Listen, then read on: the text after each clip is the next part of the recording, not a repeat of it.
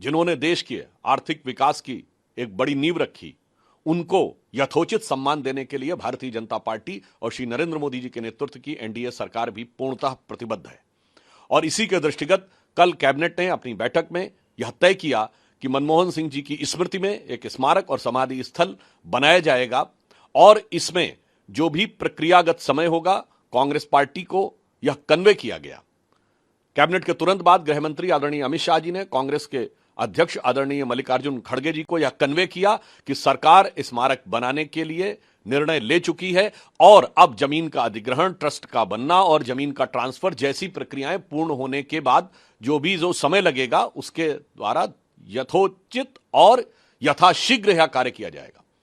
परंतु बहुत दुख की बात है कि कांग्रेस पार्टी, जिसने जीवन काल में डॉक्टर मनमोहन सिंह जी को कभी सम्मान नहीं दिया, हमें याद रखना चाहिए कि अंतिम चरण में 2014 में उन्होंने एक राष्ट्रीय स्मृति बनाने का प्रयास किया था, क्योंकि जब उन्हें लगा था कि सरकार जाने वाली है। जिन्होंने अपने जीवन काल में कभी डॉक्टर मनमोहन सिंह को सम्मान नहीं दिया, आज उनकी मृत्यु के बाद भी वह उनके सम्मान के ऊपर सियासत करते नजर आ रहे हैं। यह बहुत दुखद है। और मैं याद दिलाना चाहता हूं देश को कि डॉक्टर मनमोहन सिंह गांधी नेहरू खानदान के बाहर देश के पहले प्रधानमंत्री थे जिन्होंने 10 वर्ष तक प्रधानमंत्री का पद ग्रहण किया।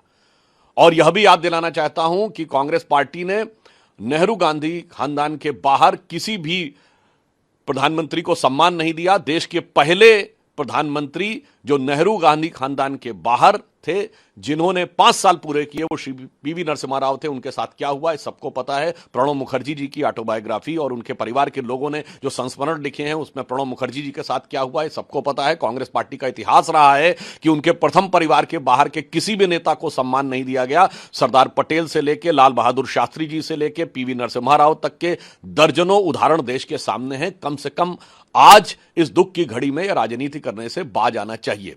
जहां तक हमारी सरकार का प्रश्न है, प्रधानमंत्री श्री मोदी जी की सरकार ने दलगत भावना से ऊपर उठकर सभी नेताओं को सम्मान दिया है। कांग्रेस पार्टी के 3 नेताओं को भारत रत्न दिया है, मदन मोहन मालवीय जी, पीवी नरसिम्हा राव जी और प्रणब मुखर्जी जी। कांग्रेस के अनेक नेताओं को पद्म अवार्ड दिया है, जिसमें एससी जमीर और तरुण गोगोई जी हैं। सरदार पटेल की सबसे ऊंची मूर्ति बनाई है। इससे बहुत स्पष्ट है कि जहां एक तरफ श्री नरेंद्र मोदी जी के नेतृत्व में भारतीय जनता पार्टी और एनडीए की सरकार सभी महानुभावों को, महापुरुषों को, जिन्होंने देश में कोई भी योगदान दिया है, उसके प्रति उनको इतिहास में उचित स्थान देने के लिए प्रतिबद्ध है। इसीलिए हमने प्रधानमंत्री संग्रहालय बनाकर देश के सभी प्रधानमंत्रियों को इतिहास में उचित स्थान दिलाने के लिए और उनका सम्मान दिलाने के लिए वह व्यवस्था बनाई है, जिसमें अधिकांश कांग्रेस के ही प्रधानमंत्री हैं।